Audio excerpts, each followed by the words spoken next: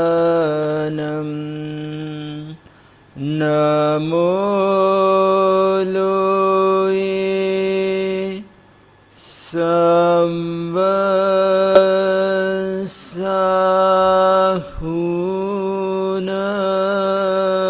સંવત્સાહુનમ એસો પંચ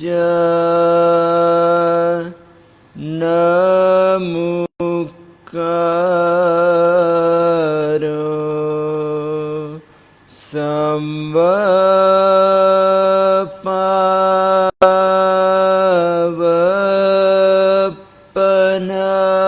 સંવપનસનો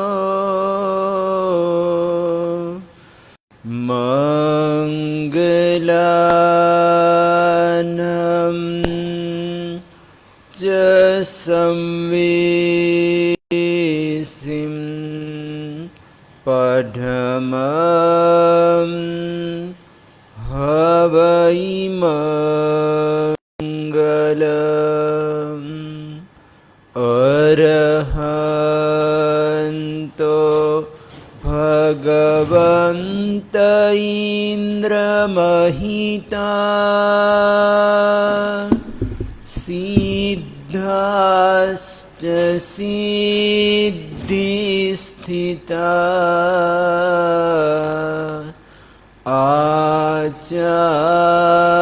આચાર્યા જીનશાસનોન્નતિકરા પૂજ્યા ઉપાધ્યાયકા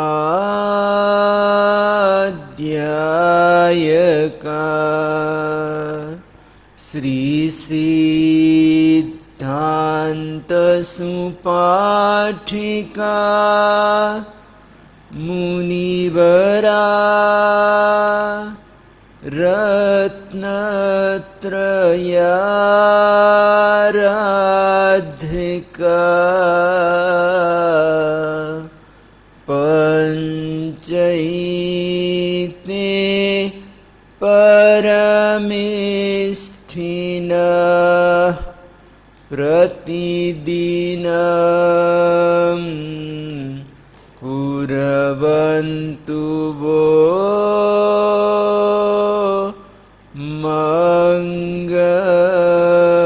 મંગલમ કુર્વન્તુ વો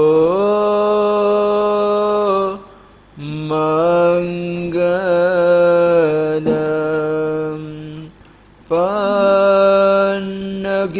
ચ સુરેન્દ્રે ચ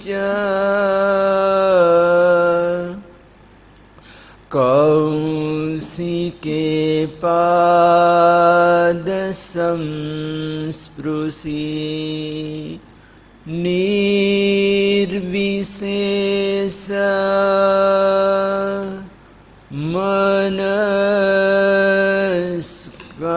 મનસ્કાય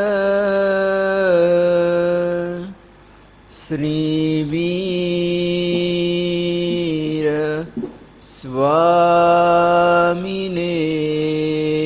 નમઃ કમઠે ધરનેન્દ્રે ચ સ્વોચિतं કર્મ કુર્વતી પ્રભુસ્તુલ્ય મનોવૃત્તિ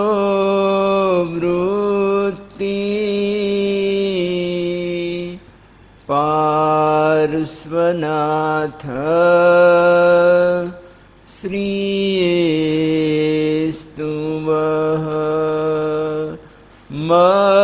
મંગલમ ભગવાન વીરો મંગલમ ગૌતમ પ્રભુ મંગલમ સ્થૂ शूलिभद्राद्या जैन धर्मोऽस्तु मङ्गलम् अज्ञान तिमिरान्धाना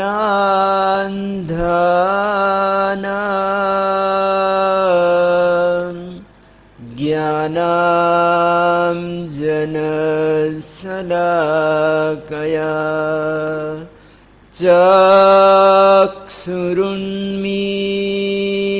चक्षुरुन्मीलितं येन तस्मै श्रीगुरवे नमः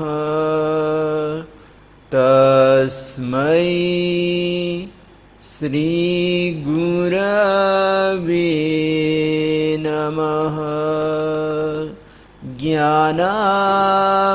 ज्ञानामृतेन लोकानां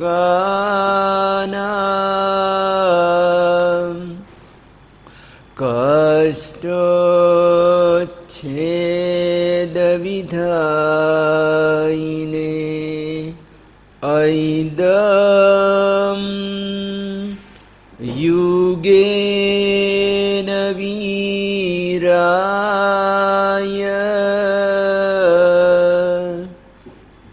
नमो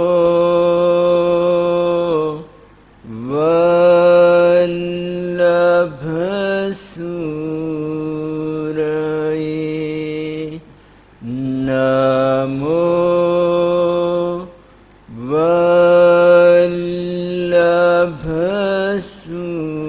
वल्लभसूरये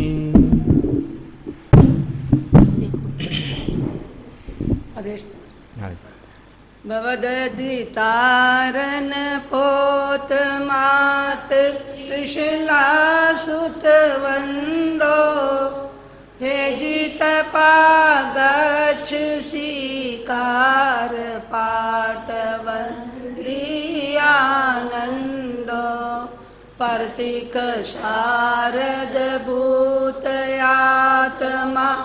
नंद सूरिरायो हे जी मिथ्या मत परिहार शुद्ध हृदय अपनायो युग दृष्टा कोई नूर विजय वल्लभ सूरी राजे हे जी जिन आना प्रतिबद्ध सुजत मही थल गाजे निर्मल निश्चल संत समुद्र सुरी जग सोए हे जी समता साधक सुरी राय मुक्ति सोपान आरोहे क्षत्रिय कुल प्रतिबोध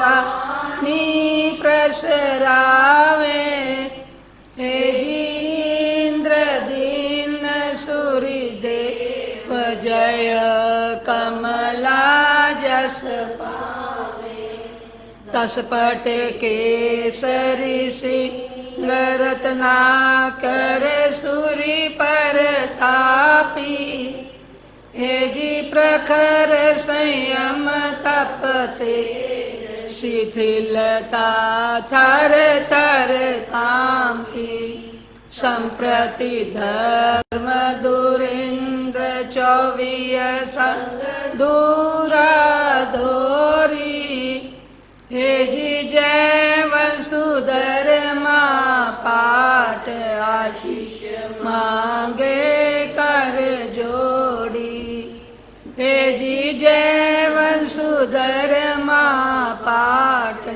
आशीष मांगे कर जोड़ी।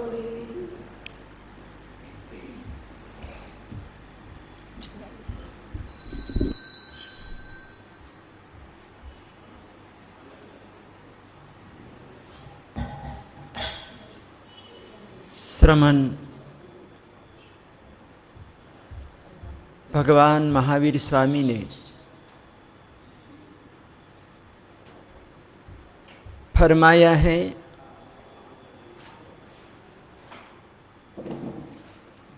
कि सव्वओ पमत्तस्स भयम,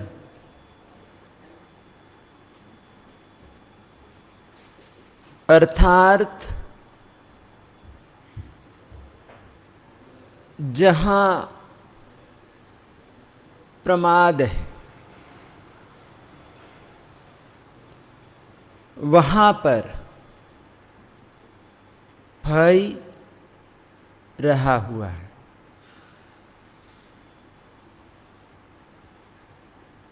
यानी कि जीवन में, अपने जीवन में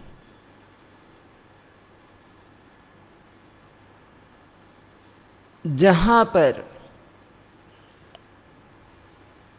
असावधानियां है वहाँ भय बना रहता है। इसलिए हम कोई भी छोटा या बड़ा काम करे, चाहे क्रिया छोटी ही हो, लेकिन वहाँ पर भी सावधानी हो। अगर हमने वहाँ पर भी प्रमाद कर दिया, असावधानी रखी, तो वहाँ भी भय खड़ा हो जाएगा। तो ऐसे भयों के लिए परमात्मा ने कहा कि भयों को दूर करना है, भय से मुक्त होना है, अभय होना है। तो प्रमाद को छोड़ना होगा, प्रमाद का त्याग करना होगा।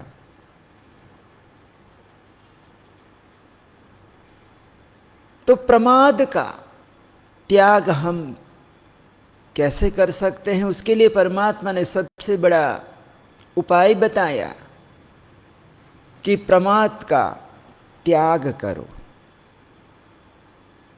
तो भय उत्पन्न क्यों होता है? तो उसके लिए यहां पर बताया गया कि भय जो पैदा होता है, एक तो शरीर दर्शन से होता है। हम अपने शरीर को बचाना चाहते, अहिंसा का पालन हम क्यों नहीं कर पाते हैं? अहिंसक हम क्यों नहीं हो पाते हैं? हिंसा क्यों हम करते हैं? तो उसके पीछे भी शरीर, यानी सबसे बड़ा कारण खुद का शरीर रहा हुआ है, और इसीलिए हम अहिंसक नहीं हो पाते, हिंसक होते। और जहां पर हिंसा है, दूसरों की हम हिंसा करेंगे, मारेंगे, करेंगे, तो जहां हिंसा है वहां भय है। क्या है? भय है। हिंसक कभी भी अभय नहीं हो सकता, उसके मन में हमेशा भय बना रहेगा, वो दूसरे से डरता रहेगा कि किसी के परिवार वाले को हमने खत्म किया तो क्या उनके परिवार वालों से हमको डर नहीं लगेगा क्या? गली मोहल्ले से, उसके घर से हम गुजरेंगे, क्या हम उसके घर से गुजरेंगे क्या? हम रास्ता बदल देंगे? क्या करेंगे? हम रास्ता ही बदल देंगे कि वहां जाना अच्छा नहीं, कभी कुछ भी हो सकता है, क्या भरोसा।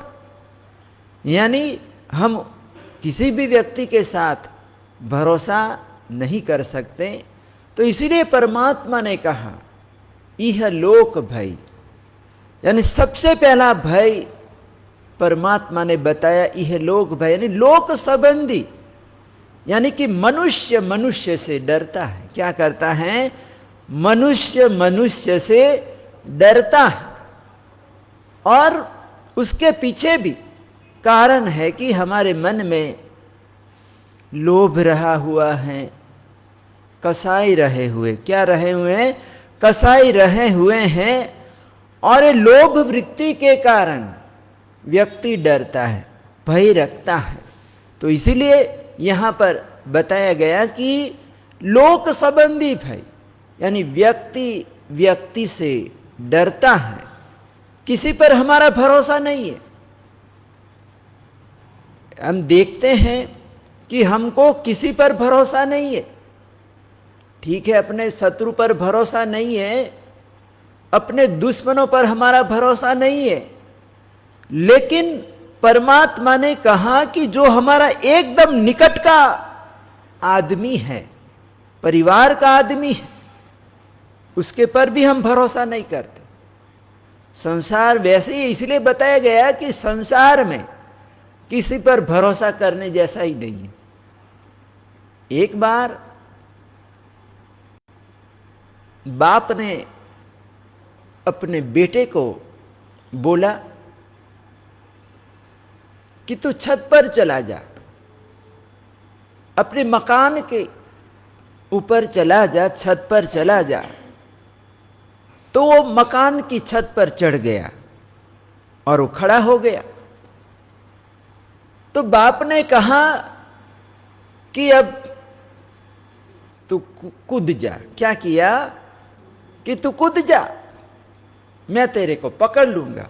उसने दोनों हाथ फैला दिए, मैं तेरे को थाम लूंगा, पकड़ लूंगा, तो नीचे कूद जा। तो उसने बिना सोचे विचारे, पिताजी कह रहे, कौन कह रहे हैं? पिताजी कह रहे हैं, और उसने उसी समय छलांग लगा दी, नीचे कूद गया। और जैसे उसने कूदा कि पिताजी ने अपनी बाहें समेट ली। क्या किया? समेट लिया, और वो फर्श पर गिरा, पांव टूट गया। क्या टूट गया? ऊपर से गिरा तो पांव तो टूटना ही था, पांव टूट गया। तो बेटा कहते कि पिताजी आपने ये क्या किया? मैंने तो आपके पर भरोसा किया और आपने कहा और मैं नीचे कूद गया, तो पकड़ लेना चाहिए था। तो बाप कहता था कि बेटा तुझे शिक्षा देनी थी। वो कहता है कि तेरे को शिक्षा देनी थी कि संसार में बाप का भी भरोसा करने जैसा नहीं है। उसने क्या कहा कि संसार है और संसार में अपने बाप का भी भरोसा करने जैसा नहीं है। यानी बाप बेटे का कैसा संबंध होता है, एकदम निकट का होता है। माँ बेटी का एकदम निकट का संबंध होता है। लेकिन यहां पर कहते हैं कि भय बना रहता, जैसे माँ बेटी से डरती है, बेटी माँ से डरती। क्या कहता है? वैसे देखा जाए तो यहां पर यह भी बताया गया रचनात्मक भय। कौन सा भय है? रचनात्मक भय। यानी रचनात्मक भय रखना चाहिए। ऐसा देखा गया कि हमको डरना भी चाहिए। ऐसी बात नहीं है कि हमको किसी से डरना नहीं है। क्या करना है?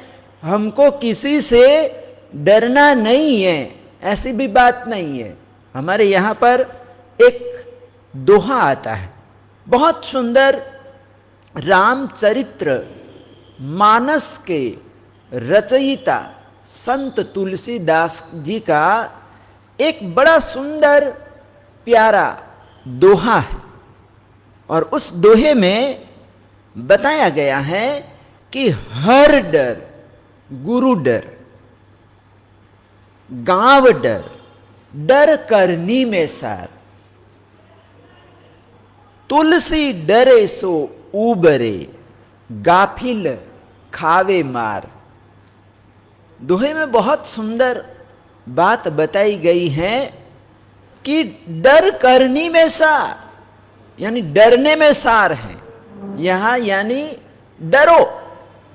किससे डरो? यानी डर सारभूत है, भय सारभूत है कि हमको डरना चाहिए, बड़ों से डरना चाहिए, अपने वडीलों से डरना चाहिए। क्या करना चाहिए? अपने जो बुजुर्ग हैं, अपने जो वडील लोग हैं, पिताजी वगैरह हैं, उनसे डर रखना चाहिए, भय रखना चाहिए। अगर भय बना रहेगा तो तुम्हारे जीवन का निर्माण होगा। क्या होगा? तुम बड़ों से डरते हो तो तुम आगे बढ़ोगे। क्या करोगे? तुम आगे बढ़ोगे, तुम्हारे जीवन का विकास होगा, चरित्र का निर्माण होगा। जैसे छोटे बच्चे होते हैं, कहीं हम बाहर गए हुए होते हैं, घर में आते, दरवाजे पर आते ही बच्चे कुछ और काम कर रहे थे, लेकिन दादाजी आ गए, पिताजी आ गए, वो सब अपना बंद कर देते, शांत हो जाते। क्या हो जाते हैं? शांत हो जाते। हमने देखा है कि पिताजी आए, बेटा सिगारेट पी रहा था, लेकिन जैसे ही पिताजी आए उसने छिपा दिया, बुझा दिया। क्या किया? उसने बुझा दिया कि पिताजी देख लेंगे। क्या करेंगे? पिताजी देख लेंगे। अगर आपके आने से बेटा इस तरह से करता, सिगारेट छिपा देता है, बुझा देता है, तो समझो उसके सुधरने का चांस, वो सुधर सकता है। लेकिन जिसको डर ही नहीं है, जिस बेटे में आपका डर ही नहीं है, वो क्या सुधरेगा? खाक सुधरेगा। वो कभी भी जीवन निर्माण नहीं कर सकता। यानी यहां पर रचनात्मक भय है। क्या है? रचनात्मक भय है। यहां पर जीवन का निर्माण होता है। क्या होता है? अपने जीवन का निर्माण होता है। तो तुलसीदास जी ने कहा कि हर डर गुरु डर, यानी कि हर डर, यानी भगवान से डरो। किससे डरो? भगवान से डरो। अपने जो भी इष्ट देवता हैं, हमारे इष्ट देवता अरिहंत परमात्मा है। कौन है? अरिहंत परमात्मा है। भगवान ने तो कहा कि किसी से भी डरो मत। महावीर ने कहा कि तुम अभय हो जाओ। लेकिन यहां पर बताया गया कि परमात्मा से डरो, परमात्मा का भय रखो। परमात्मा का भय रखोगे तो तुम पाप नहीं करोगे। क्या करोगे? पाप से बच जाओगे। इसलिए बताया गया कि पाप भीरु, यानी श्रावक को पाप से भय रखना चाहिए, पाप से डरना चाहिए, पाप करते समय डरना चाहिए। यानी अगर हमारे मन में भय बना रहेगा, डर बना रहेगा कि मैं ये पाप कर रहा हूं, इसका मुझे दुष्परिणाम भुगतना पड़ेगा, दुर्गति में जाना पड़ेगा। जिसको परलोक का भय नहीं है वो पाप नहीं छोड़ सकता है। यानी यहां पर भय बताए, जैसे वो मैंने वो 3 शिष्यों की आपको एक कहानी बताई थी कि बड़ी सुंदर कहानी थी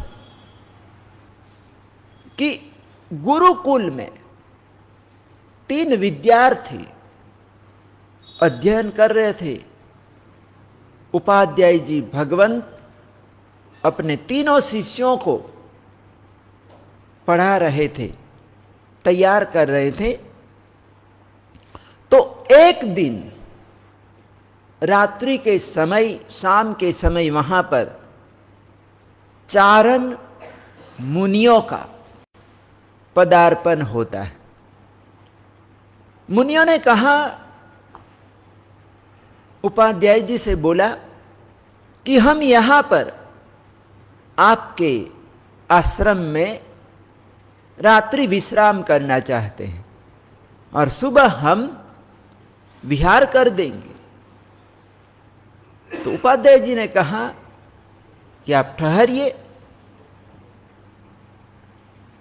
ये तो मेरा सौभाग्य है, मेरे गुरुकुल का, मेरे आश्रम का सौभाग्य है कि आप जैसे त्यागी महात्मा मेरे यहां पर पधारे हैं, मेरा आंगन पवित्र किया। आप आराम से रुकिए और जो भी सेवा कार्य हो आप फरमाइए, मैं आपकी सेवा में हाजिर हूं, तत्पर हूं। मुनियों ने कहा कि आपका सद्भाव बड़ा अच्छा है, बड़ा सुंदर। सत्संग हुआ, रात्रि में बैठे, शिष्यों को भी बिठाया, मुनियों ने प्रवचन दिया और रात्रि में फिर थोड़ा विश्राम करते हैं। और जैसे ही सुबह हुई कि वो जाने की तैयारी करते हैं, विहार करने की तैयारी करते हैं। वैसे तो वो चारण मुनि थे, यानी वो आकाश मार्ग से ही आए थे, उड़कर ही आए थे और वापस उनको उड़कर ही जाना था, पैदल कोई चलना नहीं था। उनके पास ऐसी विद्या थी कि उड़कर ही वो आते जाते थे। ये तो उन्होंने देखा कि रात्रि हो गई है तो अब आगे बढ़ना अच्छा नहीं, ऐसा करके वो नीचे उतरे और उन्होंने वहाँ पर रात्रि स्टॉप किया, विश्राम किया।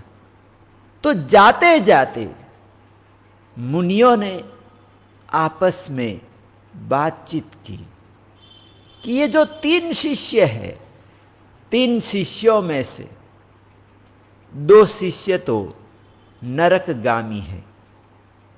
मुनियों ने अपने ज्ञान में देखकर बातचीत की और बताया कि ये 2 शिष्य तो नरक में जाएंगे, एक ही शिष्य सद्गति में जाएगा, बाकी 2 तो दुर्गति में जाने वाले हैं। अब ये बात, मुनियों का संवाद क्षीर कदम्बक उपाध्याय ने सुना और महाराज जी तो तुरंत चले गए। अगर रुकते तो पूछते कि ये 3 शिष्यों में से कौन से 2 शिष्य नरक में जाएंगे, स्पष्ट हो जाता। लेकिन मुनि लोग तो चले गए, विहार कर गए। तो अब पता कैसे चलेगा कि कौन से 2 मुनि, 2 शिष्य नरकगामी हैं और मेरा एक शिष्य सद्गति में जाएगा? यानी मैं ये तीनों को समान रूप से शिक्षा दे रहा हूं, किसी तरह का कोई मेरा भेदभाव नहीं है। एक तो मेरा बेटा ही है, क्या है, एक मेरा बेटा है, एक राजा का लड़का। इस तरह से भले ही मेरा बेटा है लेकिन फिर भी यहां पर मेरा कोई भेदभाव नहीं है। यानी तीनों शिष्यों को मैं पढ़ा रहा हूं, शिक्षा दे रहा हूं।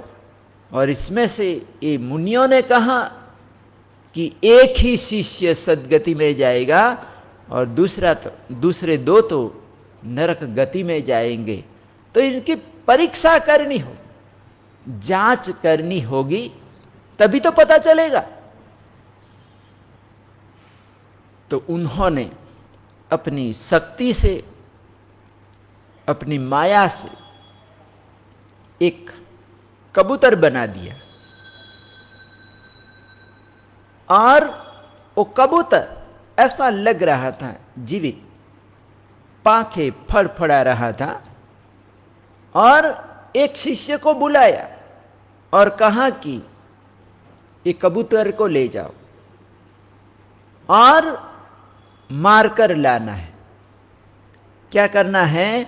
मार के ले आओ, लेकिन शर्त है कोई देखना नहीं चाहिए। एकांत में कबूतर को मारना है। तो बोले ठीक है, और ऐसा करके वो ले गया, आश्रम की दीवार के पीछे गया और देखा, इधर उधर देखा कि यहां कोई नहीं है, और ऐसा करके उसने कबूतर की गर्दन मरोड़ दी और ले आया और कहा कि आपका मैंने काम कर दिया, आपकी आज्ञा का मैंने पालन कर दिया। अब दूसरे शिष्य को बुलाया कि तुमको भी यही काम करना है, कबूतर को मार के लाना, लेकिन एकांत में कोई देखना नहीं चाहिए। और दूसरा शिष्य भी जाता है, उसने देखा कि ये तो आश्रम है, यहां तो कोई न कोई देख लेगा। ऐसा करके वो थोड़ा आगे गया, खेतों खलिहानों में गया, और वहां पर जाकर उसने देखा कि यहां पर कोई नहीं है, और ऐसा करके उसने कबूतर को खत्म किया और ले आया। गुरु महाराज को आके बता दिया कि ये आपका कबूतर, आप श्री जी की आज्ञा का मैंने पालन कर दिया। अब तीसरे शिष्य को बुलाया, नारद को बुलाया और कहा कि तुमको भी यही काम करना है, कबूतर को मार के लाना, लेकिन कोई देखना नहीं चाहिए। अब वो तीसरा शिष्य आचार्य भगवन उपाध्याय जी भगवन की आज्ञा शिरोधार्य करने के लिए कबूतर लेकर जाता है। वो देख रहा है कि गुरु महाराज ने बोला है कि एकांत में मारना है और कोई भी देखना नहीं चाहिए। वो गया, बहुत दूर गया, जंगल में चला गया और देखा कि यहां कोई नहीं है, लेकिन फिर सोचा कि यहां तो पशु पक्षी है, वो सब देख रहे हैं, ये भी देखना नहीं चाहिए, क्योंकि गुरु महाराज ने कहा कि कोई देखना ही नहीं चाहिए, तो ये तो सब लोग देख रहे हैं। तो गुफा में गया, एकदम उसने सोचा कि गुफा में तो कोई होता ही नहीं है, पशु पक्षी भी कोई रहता नहीं है। तो ऐसा करके वो एकांत में गया, गुफा में गया, और गुफा में जाकर सोचता कि अरिहंत परमात्मा, तीर्थंकर परमात्मा तो त्रिकाल ज्ञानी होते, उनको सब कुछ दिखाई देता है। तो भले ही मैं यहां पर कबूतर को मारूंगा, लेकिन परमात्मा को तो पता चल जाएगा, परमात्मा तो देख लेंगे, और स्वयं मेरी आंखें भी देख रही है। उसने सोचा कि स्वयं मेरी आंखें भी तो देख रही है, परमात्मा भी देख रहा है, अवधि ज्ञानी, मनः पर्यव ज्ञानी, सब ज्ञानी महापुरुष भी देख रहे हैं, और मेरी आंखें भी देख रही हैं, और मेरे जो गुरु हैं, जिससे मैं अध्ययन कर रहा हूं, वो तो इतने दयालु है, इतने करुणाशील है कि वो मुझे कबूतर मारने की आज्ञा कैसे दे सकते हैं। ऐसा करके वो जीवित कबूतर ही वापस ले आया कि मैं नहीं मार सकता, मेरे गुरु मुझे ऐसी आज्ञा नहीं दे सकते। और ऐसा करके वो जीवित कबूतर ही ले आया, और आकर गुरु महाराज से कहता कि गुरुदेव क्षमा करना, मैं आपकी आज्ञा का पालन नहीं कर सका, नहीं कर पाया। तो दोनों शिष्य वहां पर आ गए और वो हंसने लगे, गुरुदेव देखो ये आपका चेला, आपका शिष्य, छोटा सा आपने काम बताया, लेकिन वो भी कर नहीं सका। गुरु महाराज समझ गए कि ये मेरा शिष्य सदगति में जाएगा। कहां जाएगा? सदगति में जाएगा। उनको दोनों बताया नहीं कि तुम नरक में जाओगे। कहां जाओगे? नरक में जाओगे। लेकिन पता लगा लिया कि वसु और पर्वत ये दोनों कहां जाएंगे? दुर्गति में जाएंगे। कहां जाएंगे? दुर्गति में जाएंगे, क्योंकि इनको पाप का डर ही नहीं है। इस लोक और परलोक का कोई भय ही नहीं है। मेरा एक शिष्य नारद ही सदगति में जाएगा। तो जिसके मन में पाप का डर है, किसका डर है? पाप का डर है, भय है, भगवान का डर है। तुलसीदास जी कहते हैं कि हर डर, यानी भगवान से डरो। किससे डरो? भगवान से डरो। गुरु डर, यानी अपने गुरु से डरो। किससे डरो? अपने गुरु से डरो। गुरु से डरोगे तो जीवन का निर्माण होगा, अपने चरित्र का निर्माण होगा। तुम अपने जीवन में आगे बढ़ोगे। क्या करोगे? तुम अपने जीवन में आगे बढ़ोगे। गांव डर, यहां पर तीसरा डर बताया गया कि अपने गांव वालों से, यानी जो अपने नजदीक के जो लोग हैं। गांव का मतलब है अपने हितैषी लोग, यानी जो हमारे वडील है। जैसे मैंने पिता का डर बताया ना, कि घर में बेटा अपने बाप से डरता है, बेटी अपने बाप से डरती है, अपनी मां से डरती है, तो बेटी जीवन में आगे बढ़ेगी। अगर उसको मां का डर नहीं है, अपने पिताजी का डर नहीं है, तो बेटी का पतन हो सकता है। वो जीवन में कभी आगे नहीं बढ़ सकती। तो इसीलिए यहां पर कहते हैं कि डर नहीं रखना चाहिए, किसी से डरना नहीं है। लेकिन कहीं कहीं पर हमको डर भी रखना पड़ता है। बड़ों का डर रखो। क्या करो? बड़ों का डर रखो कि ये मेरा क्या बिगाड़ लेंगे। ऐसा भी किसी के मन में होता है कि ये मेरा क्या बिगाड़ लेगा, यानी तुम मुझे क्या समझते हो, यानी बड़ों को कुछ गिनते ही नहीं है। घर में छोटे जो लोग हैं, अगर वो बड़ों को कुछ गिनते ही नहीं है, विनय वगैरह कुछ भी नहीं है, तो समझो कि वो कभी भी जीवन में आगे बढ़ नहीं सकते हैं। तो जीवन विकास के लिए, चरित्र निर्माण के लिए तुलसीदास ने बहुत सुंदर दोहा दिया कि हर डर गुरु डर, गांव डर, डर करनी में सार, तुलसी डरे सो उबरे, गाफिल खावे मार। बहुत सुंदर दोहा उन्होंने दिया कि भगवान से डरो। किससे डरो? भगवान से डरो, गुरु से डरो, अपने हितैषियों से डरते रहो। डर करनी में सार, यानी कि डर निकम्मा नहीं है। यहां पर बताया कि भय निकम्मा नहीं है, यानी भय में सार है। क्या है? बहुत सार है। और इसलिए कहा कि तुलसी डरे सो उबरे, यानी इन चीजों से जो डरेगा वो उबर जाएगा, यानी वो आगे बढ़ जाएगा, उसको विकास कर लेगा। क्या कर लेगा? विकास कर लेगा। लेकिन जो नहीं मां, गाफिल खावे मार, यानी जो भगवान से नहीं डरेगा, अपने माता पिता से नहीं डरेगा, गांव वालों से नहीं डरेगा, गुरु से नहीं डरेगा, वो तो क्या खाएगा? मार खाएगा। क्या खाएगा? गाफिल खावे मार, यानी कि वो तो कदम कदम पर ठोकरे खाएगा। क्या करेगा? वो तो ठोकरे खाएगा। यानी हमारा जीवन बना है, गुरुओं से बना है। किससे बना है?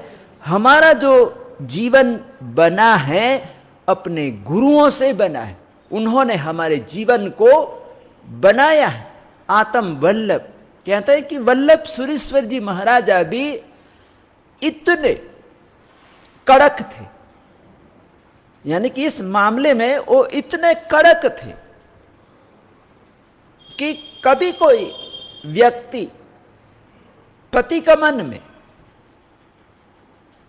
शांति का आदेश लेता था, वो शांति बोलता था, छोटी शांति, लघु शांति बोलता था, और धीमी आवाज से अगर बोलता था तो गुरुदेव उसको तुरंत टोक देते थे। क्या कहते थे कि खाया या नहीं खाया, मांस खमन किया क्या, यानी सबको सुनाई देना चाहिए।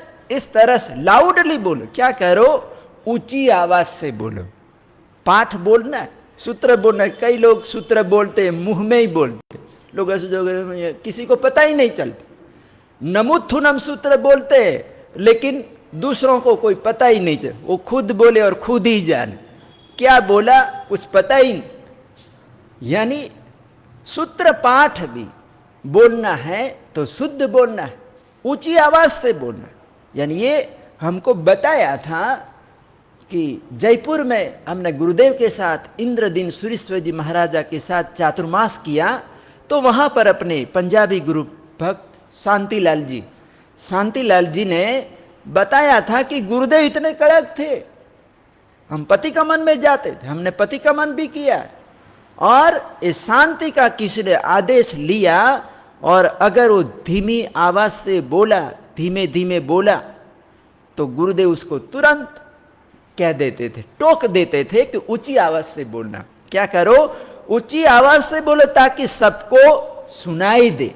यानी कुछ मामलों में बड़े कड़क होते, क्या होते हैं, बड़े कड़क होते, अनुशासन प्रिय होते हैं, डिसिप्लिन होते हैं, और गुरुओं का इस तरह से डर रखना, अपने गुरुओं का डर रखना, शिष्य में डर रहता है कि गुरुदेव मेरे को डांटेंगे, फटकारेंगे, मुझे ये नहीं करना है। क्या करना है, ये गलत है और गलत काम मुझे नहीं करना है। तो ऐसे बहुत सारे जो गलत काम होते, जो पाप प्रवृत्तियां होती है, वो पाप प्रवृत्तियों से हम बच जाते हैं।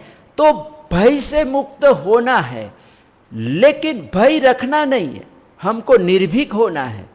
लेकिन कुछ ऐसे भय हैं जो रचनात्मक भय है, जो हमारे जीवन को बनाते हैं, जो पारिवारिक भय है, वडिलों का भय है, गुरुओं का डर है, भगवान का डर, पाप का डर। क्या है, पाप का डर हमको पाप से बचाता है। क्या करता है, पाप का डर हमको पाप से बचाता है। जैसे नारद को बचा लिया, किसको बचा लिया, नारद को बचा लिया। तो इसी तरह से यहां पर हम भय के बारे में देख रहे हैं कि भय 7 प्रकार के हैं। कितने, 7 प्रकार के भय हैं। और इसमें लोक संबंधी, यानी कि इहलोक भय, परलोक भय, आदान भय, अकस्मात भय, आजीविका भय, मरण भय, और 7वां अपयश भय। कौन सा है, 7वां भय है अपयश भय। यानी कि व्यक्ति को अपयश का भय बना रहता है। लोग क्या कहेंगे, ऐसा भी होता है कि ये मैं करूंगा तो लोग क्या कहेंगे, और ऐसा करके अपयश के भय से व्यक्ति कोई काम ही नहीं कर पाता है। क्या करता है कि वो काम ही नहीं कर पाता है, बस मेरी बेइज्जती हो जाए, ये मैं करूंगा तो मेरी बेइज्जती हो जाएगी, लोग थू थू करेंगे। क्या करेंगे, लोग थू थू करेंगे। तो अपयश के भय से व्यक्ति कभी कभी वो अच्छा काम भी नहीं कर पाता, डरेगा, लोगों से डरेगा, तो कोई काम करेगा क्या। कोई दुकान का ही काम चालू कर, बिजनेस चालू करना, धंधे में नुकसान हो गया, क्या हो गया, नुकसान हो गया, तो अपयश मिलेगा कि ये कैसा निकला, इसके पिताजी तो बड़े अच्छे थे, लेकिन ये बेटा आया और इसने सब चौपट कर दिया। क्या कर दिया, चौपट कर दिया। नया काम करने गया और ऐसा ऐसा हो गया, लोग ऐसा ऐसा मेरे को कहेंगे, मेरे बारे में बोलेंगे। तो कहते हैं कि लोग क्या कहेंगे, यह भी एक बड़ा रोग है। क्या है? लोग क्या कहेंगे, ये भी हमारे एक मन का रोग है कि व्यक्ति ये भय से काम नहीं कर पाता है, अपयश के भय से वो काम नहीं कर पाता। कहते हैं कि एक बार शिवजी और पार्वती बैठकर जा रहे थे। वो नंदी पर, बैल पर बैठकर जा रहे थे, तो लोगों ने देखा कि ये बेचारा बैल, गरीब बैल, और ये दोनों चढ़ बैठे, दोनों बैठे हुए, थोड़ी तो दया होनी चाहिए। तो फिर शिव जी ने कहा कि लोग कह रहे हैं कि इनमें कोई दया जैसा है ही नहीं, कि हम दोनों जन बैठे, पति पत्नी हम दोनों जन बैठे, तो मैं उतर जाता। महादेव जी उतर गए, शिवदेव जी उतर गए, शिव जी, और वो पार्वती बैठी रही, बैल पर बैठी रही। अब थोड़ी देर के बाद आगे बढ़े होंगे, थोड़ा सा आगे गए कि दूसरे लोग मिले और उन्होंने देखा कि देखो ये पत्नी का जोरू है। क्या है? ये पत्नी का गुलाम है कि खुद तो पैदल चल रहा है और पत्नी को बिठाया हुआ, पार्वती को बिठाया हुआ, खुद पैदल चल रहा है। तो शिव जी ने सुना, वो भी अच्छा नहीं लगा कि लोग ऐसा बोल रहे कि पत्नी को तो बिठाया, खुद पैदल चल रहा है। तो फिर उसको बोला कि तू नीचे उतर जा, मैं बैठ जाता हूं। क्या करता हूं? मैं बैठ जाता हूं। तो ऐसा करके शिव जी बैठ गए, पार्वती चलने लगी। तो फिर लोग मिले आगे और देखा कि शिव जी बैठे हैं और पत्नी चल रही है, तो भी उनको अच्छा नहीं लगा कि पत्नी को तो चला रहे हैं और खुद बैठा हुआ है, इसको भी तो बैठा लेना चाहिए।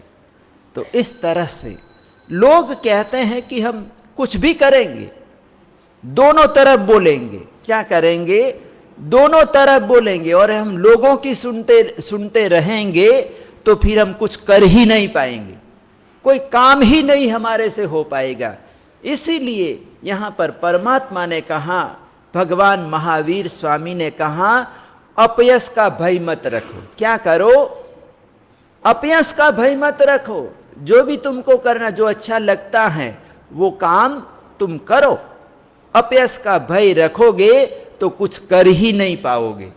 आगे बढ़ना है तो कहते हैं कि अपयश का त्याग करो। क्या करो? अपयश का त्याग करो। तो इस प्रकार से यहां पर भय के बारे में, यानी भय का त्याग करना, क्या करना है? भय शोक, हास्य भय शोक परिहर, यानी कि इसका हमको त्याग करना है। आगे बोलाएगा शोक जुगुप्सा परिहरु, भय शोक जुगुप्सा परिहरु, यानी कि हमको तीनों का त्याग करना है, तीनों को छोड़ना है। भय का त्याग करना है, शोक का त्याग करना है, और जुगुप्सा। तो शोक क्या है, जुगुप्सा क्या है, उसके बारे में हम आगे देखेंगे। तो अपनी कहानी चल रही है श्रीपाल महाराजा। तो श्रीपाल महाराजा ने जब वो विदेशी प्रवासी आदमी से आश्चर्य सुना और सुनकर वहां पर जाने की इच्छा करते, लेकिन टाइम कम है, समय कम है। नगर यहां से 100 योजन दूर है। कितना? 100 योजन दूर है, बहुत दूर है, और मैं यहां से वहां पहुंच नहीं सकता हूं। जाना जरूर है, लेकिन अब समय ज्यादा बचा नहीं है, दिन कम है। तो रात्रि में वो ध्यान करते हैं, 9 पदों का ध्यान करते हैं, सिद्ध चक्र का ध्यान करते हैं। अरिहंत सिद्ध आचार्य उपाध्याय साधु दर्शन ज्ञान चारित्र और तप, इस प्रकार से उन 9 पदों का स्मरण करते हैं, सिद्ध चक्र का ध्यान करते हैं और श्रीपाल की साधना से वहां पर रात्रि के समय में वहां पर विमलेश्वर देव आते हैं और देव ने आकर श्रीपाल को दर्शन दिए। अभी तक श्रीपाल का जो काम होता रहा वो अदृश्य रूप में होता रहा, यानी देव पहली बार आए।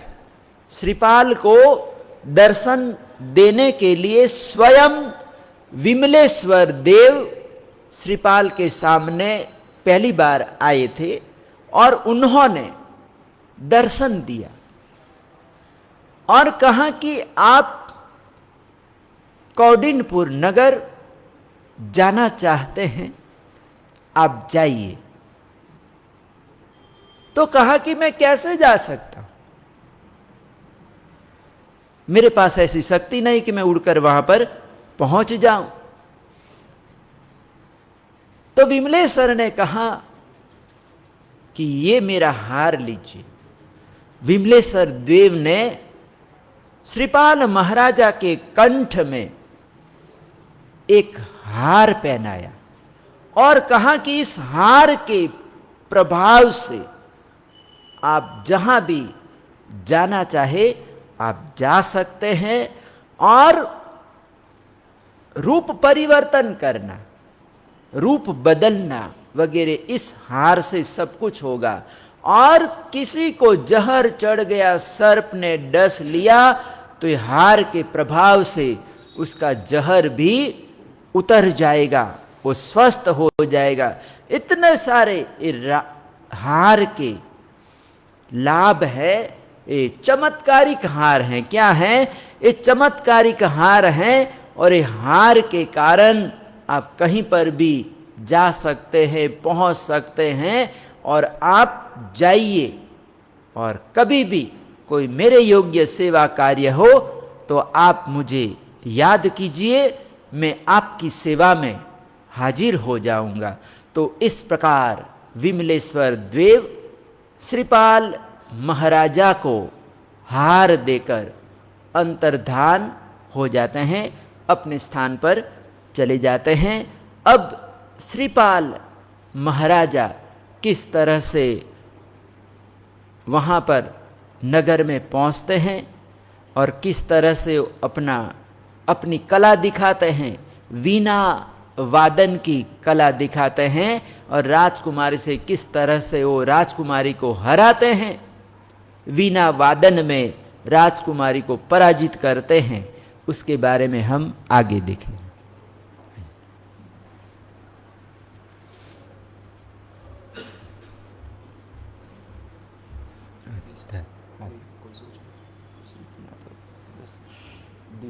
दिवाली है, 6 नवंबर का भाई दूज का है, वही अच्छा। ये श्री कौड़ी जी पार्श्वनाथ स्वामी ने नमः। श्रीमद आत्म वल्लभ समुद्र इंद्रदीन रत्नाकर धर्म धुरंधर सद्गुरुभ्यो नमः। पाठ पर विराजित गणिवर्य डॉक्टर इंद्रजीत जी शास्त्री जी महाराज साहिब के चरणों में सकल संघ की ओर से उपस्थित सभी महानुभावों की ओर से कोटिश कोटिश वंदन नमन।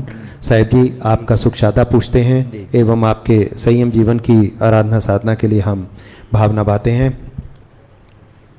परमार्थ क्षत्रियोद्धारक जैन दिवाकर जैनाचार्य श्रीमद विजय इंद्रदीन सुईश्वर जी महाराज साहिब के जन्म शताब्दी वर्ष के शुभारंभ प्रसंगे कल ऐतिहासिक तपस्या हमारे संघ में हुई। इसका लाभ आप सभी को जाता है क्योंकि आप सभी ने इस तपस्या में प्रोक्ष अप्रोक्ष रूप से बहुत अपना सहयोग दिया।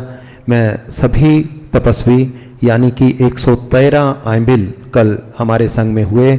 गनिवरी श्री जी ने 108 का आंकड़ा दिया था और 108 के आंकड़े से बढ़ते हुए जलंधर श्री संघ 113 के आंकड़े पर पहुंचा। आप सभी तपस्वियों की बहुत बहुत अनुमोदना। श्री आत्मानंद जैन सभा एवं सकल संघ की ओर से सभी आइंबिल तप के तपस्वियों का हम सुख शाता पूछते हैं और आज उनके मंगल में शाता पूर्वक पारना के लिए इच्छा करते हैं। गुरुदेव ने स्वयं भी कल आइंबिल तप करके हम हमारे इस तपो दिवस में हमें बहुत जो है प्रेरणा दी है। और इसके साथ साथ कल भी मैंने आपके सामने ये स्क्रैच कार्ड का जिक्र किया था।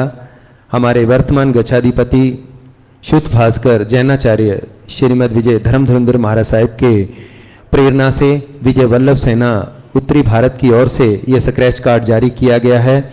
हमारे पास कल भी ये स्क्रैच कार्ड आ गए थे। जो भी भाग्यशाली ये स्क्रैच कार्ड लें, ये गुरु इंद्र को समर्पित 100वें जन्म दिवस के उपलक्ष्य में 100 दिन का नियम पत्रक है। इसमें स्क्रैच कार्ड पीछे बना हुआ है। आप स्क्रैच करेंगे, जो भी नियम इसमें लिखा होगा आपको 100 दिन तक अपने गुरुदेव के प्रति उसका पालन करना है। तो निश्चित रूप से बहुत अनुमोदनीय प्रयास है, आप लोग इसको लेवें। कल हमने एक चित्र भी जारी किया था श्री आत्मानंद जैन महासभा उत्तरी भारत की ओर से। जो भी भाग्यशाली वो चित्र लेना चाहे यहाँ उपलब्ध है। और ये गाड़ी पर गाड़ी के पीछे जन्म शताब्दी वर्ष प्रसंगे गुरुदेव का ये 100वें जन्म शताब्दी का जो लोगो बना हुआ ये भी स्टिकर जारी किया जा रहा है। आप जिसको भी ये गाड़ी पे लगाने के लिए या घर के प्रवेश द्वार पर लगाने के लिए इस स्टिकर का उपयोग कर सकते हैं। ये भी यहाँ उपलब्ध हैं, आप इसको भी ले सकते हैं।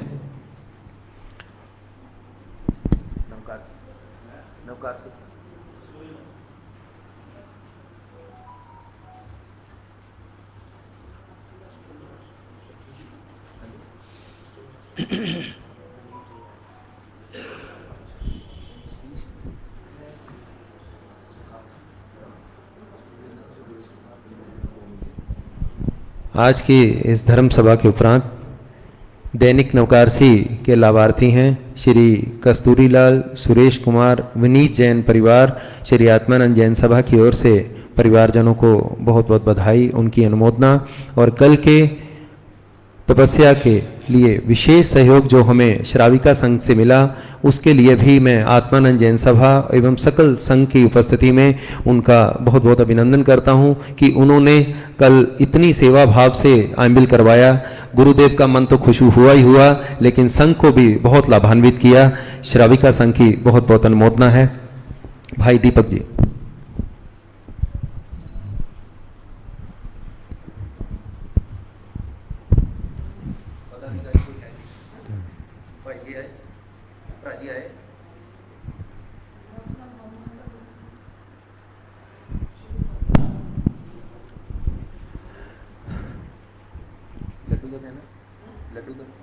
लड्डू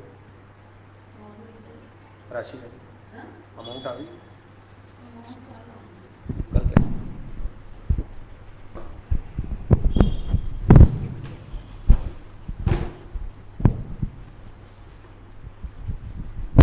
बोल विजय वल्लभ सूरी महाराज की। श्री वल्लभ गुरु के चरणों में मैं नित उठ शीश नवाता हूँ। मेरे मन की कली खिल जाती है जब दर्श तुम्हारा पाता हूँ। मुझे वल्लभ नाम ही प्यारा है, इस ही का मुझे सहारा है। इस नाम में ऐसी बरकत